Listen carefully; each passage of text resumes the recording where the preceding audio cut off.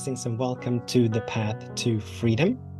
This beautiful path where we get to continuously set ourselves free to soar, to be in ever expanding love and joy and harmony, to be in to continuously allow for ever greater and greater expressions of who and what we are to emerge.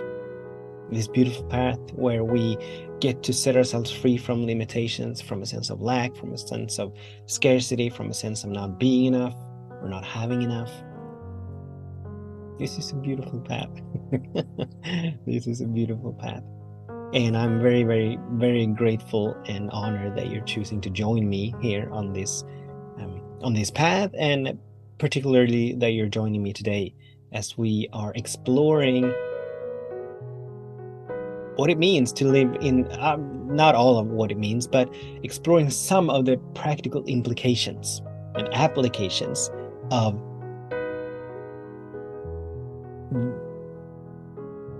living in a field of infinite possibilities. And my name is Daniel Roquillo, in case I didn't say so, and I don't believe I did. But now we know. All right, so today's theme is living in the field of infinite possibilities, and this is just for as much for me as it is for anyone else. As I, either earlier today or yesterday, it might have been, it was yesterday. As I was in meditation, I became aware of believing a story saying that a particular condition that I have in my life, that it's not possible for it to change. And obviously, when I became aware, the healing is already happening in my becoming aware, because I, for some reason, or I haven't been aware that I've been holding on to this limited thought pattern of it not being possible for this condition to change. And so when we become aware, that allows for the healing to happen. Now I can begin to embrace, obviously, and allow this thought pattern to be, but I can also begin to allow it to dissolve as it doesn't serve me. So, but let's begin with exploring what it means that we are truly, and this is not just words that we are saying, or that I'm saying, that we are living in a field of infinite possibilities, but it is the absolute truth of our beings. It is the absolute truth of life, of reality, that we are living in a field of infinite possibilities. So let's explore what it means. So God, being all there is, this loving presence, and we can choose to call it whatever we want to call it, or whatever words we are comfortable with, but it is still the one thing, the one power, the one mind, the one source of everything, right? It continues to give birth to all of creation, like galaxies being born every single moment, like new life springing into being on this planet alone every single moment, of trees growing, of plants growing, of humans growing, animals growing every single moment. This infinite mind that has given birth to conditions being just perfect here on this planet for life to emerge, that has so beautifully placed the sun and the moon and the earth at the precise right distance from each other, so to create, to allow for conditions to be perfect for life, that has so beautifully designed and orchestrated the comings and goings of seasons, and ebb and flows, and ebb and tides, and so much. In this infinite mind, every single possibility already exists. God is omniscient. God is infinite, meaning that there are no dualities in God. There are no opposites in God. There is only God expressing itself, being itself, doing itself in us and through all of creation, right? And God is omniscient, which means that God knows all and sees all there is to know and see. So in this infinite mind, every single possibility already exists. So there's nothing that can come into existence that is not in the infinite mind. And as everything is in the infinite mind, everything can come into existence. And so here I am yesterday in meditation, becoming aware of this, not becoming aware of the condition that is in my life. It's been in my life for quite some time, but becoming aware of me believing that it is not possible for this condition to change.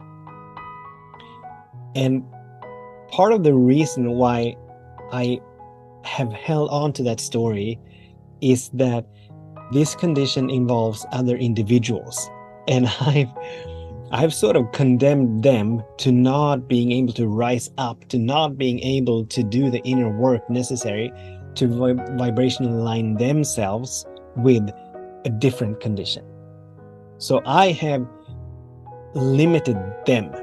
I have said that they are the obstruction. They are the reason why this condition remains the same and will continue to remain the same for all of eternity. So I became aware of this morning, or yesterday morning, and of course this is not true. It might be true that it is true that others are involved in this condition. It might be true that they may not be the open vessels or instruments for change to happen. But it is not true that it is impossible for change to happen. Just merely by my becoming aware of it, as I'm now beginning to shift my attention, as I'm now beginning to lean into the possibility, leaning into this infinite field of possibility, leaning into God, asking Spirit for help in my releasing and letting go of that which in me and perpetuating this condition. So regardless of what they are doing, I have begun to move in a different direction. I have allowed for the trajectory of my life to change. And as everything is everything, when I change, this is not about me personally, but this is about me. I mean, I'm speaking about me, but this goes for all of us. But when I change, when we change, everything has to change. If we remain the same, nothing will change. The moment we begin to change, everything will change, right? And it is very interesting to notice how the ego is such a trickster. This is a condition that I've been experiencing for a couple of months, maybe. And I've probably had this belief for about the same amount of time. And I haven't realized it before. I've been aware of, I have been contemplating, and I have been turning my attention toward this condition, but I have not been aware that I thought it was impossible for it to change. Which is very, very interesting. And it's almost as, I'm almost a little bit embarrassed about it.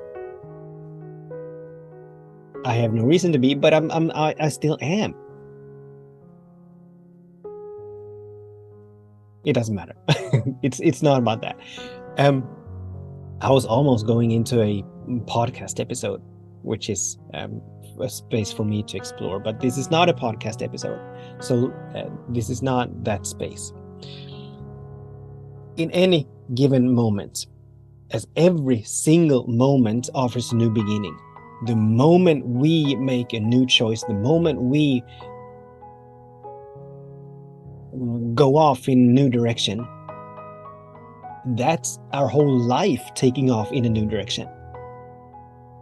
And as every single moment offers a new choice, we in every single moment, just like I became aware of yesterday, and now the trajectory of my life, where my life is going, has shifted.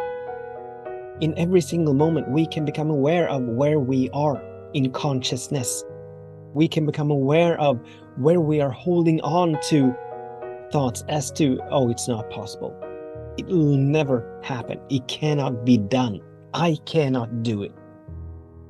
And the thing is, we never have to do it. I still don't know how the solution to this, or the expansion of this condition is going to manifest itself. I have no idea. My mind is still wrestling with the logic of it all and the probabilities of it all. But it is not up to us to figure anything out. My mind is trying to. I'm not denying that. But a lilac seed does not know how to unfold into that beautiful bush. Whenever we are going on a vacation, we have no idea as to which steps we will be called to take, which choices we will be called to make to get from point A to point B. We have no idea. But oftentimes we relegate ourselves, we confine ourselves to believing that it is not possible. I am not smart enough. I am not good enough. I am not handsome enough. Or I am too, whatever the case may be. So we judge by appearances, and from our previous experiences, we draw the conclusions that it cannot be done. God knows no. There is no no in spirit. There is no limitation in spirit. God doesn't care one little bit about probabilities or likelihoods or anything like that. All God knows is infinite possibility, and we get to choose what we want to call into our experience. We get to choose what we wish to emerge from within by virtue of where we are turning our attention. I have been turning my attention to this. This is impossible. It's not ever going to change. Now I'm leaning more and more into, and obviously I'm in need of doing some work around it. The habitual thoughts, the habitual patterns in my mind are still, it's not possible. There's still, this will not ever change. So I need to do some work around that. And I'm absolutely willing to do some work around it. And I know, now that I know that I know, I know that things are already shifting and moving in the infinite. It might take some time before the demonstrations and the manifestations reveal themselves. But as every single possibility already exists, I am now locked onto something different than what I was yesterday, up until yesterday. So we're all wise to, and that's the invitation. That is the invitation for us today. To take a good and honest look at our lives, at ourselves, and seek to become aware where we are buying into stories of limitation, stories of lack, stories of separation. The good that I want, it's out there somewhere. So that we can begin to do some healing work around that. So that we can take it into prayer, take it into meditation, allowing for new possibilities. No, allowing for ourselves to move into the realm of infinite possibilities. Yes, it is possible. Yes, it is possible. I don't know how. I don't know when. I don't even know what it is going to look like, but I do know that it is possible. So I'm saying yes to it. I'm saying yes for me. I'm saying yes to allow for this new possibility to emerge. I'm saying yes to an even more expanded version of who and what I am to emerge. I'm saying yes to more freedom. I'm saying yes to more peace. I'm saying yes to all of that.